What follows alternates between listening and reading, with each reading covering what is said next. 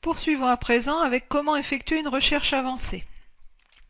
Alors, il est possible de rechercher directement ici en indiquant un libellé, quelque chose, mais vous pouvez avoir besoin de rechercher avec plus d'éléments. Donc ici dans l'outil, une fois que vous êtes dans la recherche, un onglet supplémentaire recherche s'affiche et ici dans options, outils de recherche, vous avez la possibilité de faire une recherche avancée.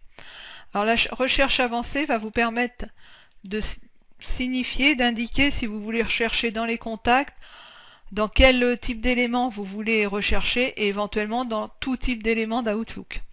Donc là, moi je vais chercher dans les tâches. Donc je cherche dans les tâches uniquement.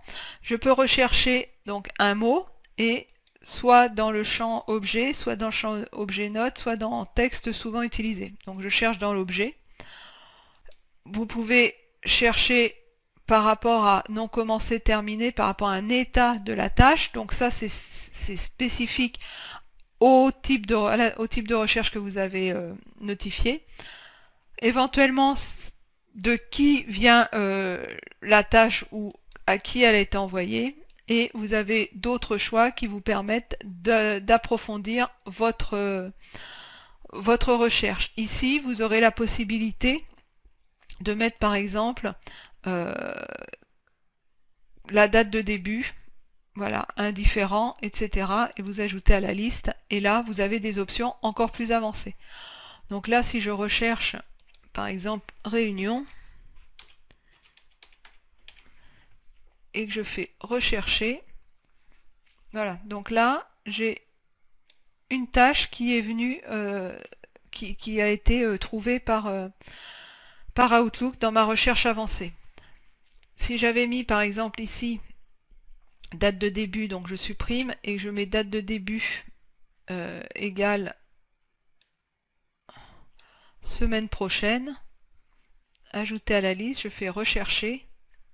Voilà, il ne me trouve pas d'éléments. Par contre, si je lui dis date de début ce mois, rechercher, pardon, ajouter à la liste, rechercher, là il me retrouve ma réunion d'équipe. Donc les critères, vous pouvez en mettre comme vous le souhaitez pour faire une recherche, donc vraiment une recherche affinée par rapport à différents critères. Et tous les éléments vont venir se positionner ici en bas de l'écran. Donc ensuite, je veux faire une nouvelle recherche. Je vais effacer toutes les conditions que j'ai mises sur mon ancienne recherche et je vais pouvoir rechercher à nouveau quelque chose dans un élément de ma recherche.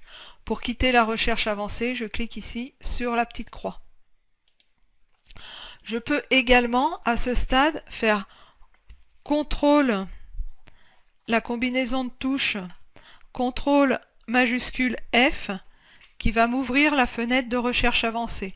Et pour fermer la recherche, je fais Alt F4 et ça me ferme la recherche. Donc les raccourcis clavier il est possible de les utiliser pour effectuer cette recherche. Je vous retrouve sans plus attendre dans un nouveau chapitre de cette formation.